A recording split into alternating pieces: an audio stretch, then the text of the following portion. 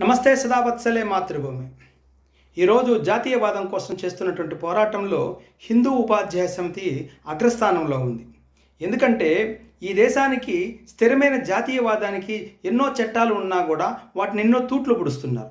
అటువంటి దాంట్లో SC ST రిజర్వేషన్లకు సంబంధించినటువంటి విషయం హిందువులకు మాత్రమే వర్తిస్తుంది అన్నటువంటి ఎస్సీ చట్టాన్ని పూర్తిగా తుంగలో తొక్కి అన్యమతస్థులు మాట్లాడటం, దాన్ని ఉపయోగించుకోవడం జరుగుతుంది.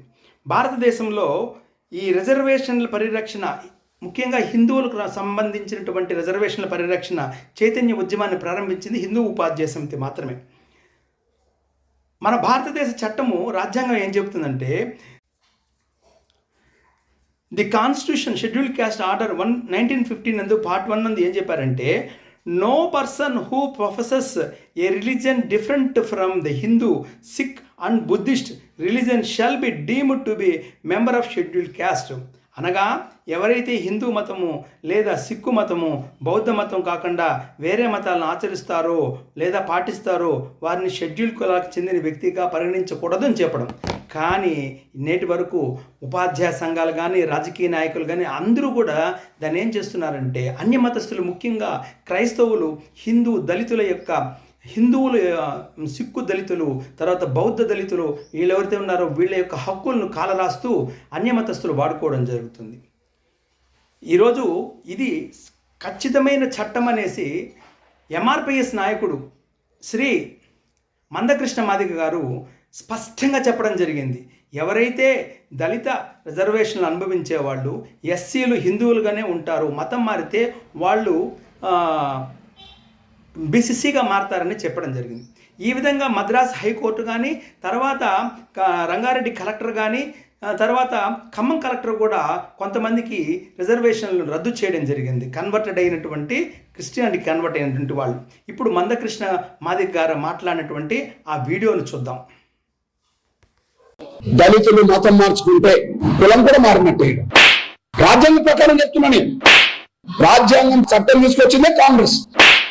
దళితులు క్రైస్తవ మతం తీసుకుంటున్నామో బీసీసీ సర్టిఫికెట్ వస్తుంది, కానీ అదే దళితులు మహమ్మదీయ మత విశ్వాసాలకు అనుగుణంగా పోయింది అనుకోండి, వాళ్ళకి బీసీసీ సర్టిఫికెట్ వర్తించదు, వాళ్ళకి ఓసీ సర్టిఫికెట్ వర్తిస్తుంది, అంటే జనరల్ సర్టిఫికెట్. అందువల్ల కావ్య నిజంగా ముస్లిం లా ప్రకారమే, ముస్లిం వివాహ చట్టం ప్రకారమే మ్యారేజ్ చేసుకుంటే ఆమె జనరల్కి వెళ్తాయి.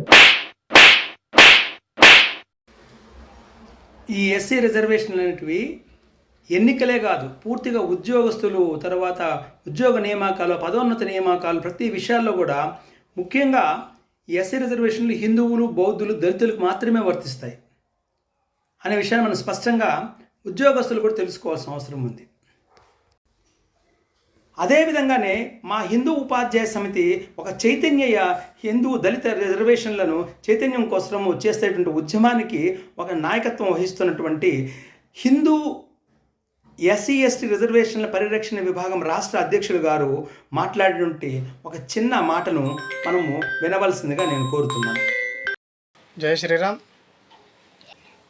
వరంగల్ లోక్సభ స్థానానికి పోటీ చేస్తున్నటువంటి కడియం కావ్య గారిని అనర్హురాలుగా ప్రకటించాలని మందకృష్ణ మాదిగ గారు డిమాండ్ చేయడం జరిగింది. అయితే ఎస్సీలు క్రిస్టియన్లుగా మారినప్పుడు వారిని కూడా బీసీల కింద ప్రకటించాల్సినటువంటి అవసరం ఎంతైనా ఉంది.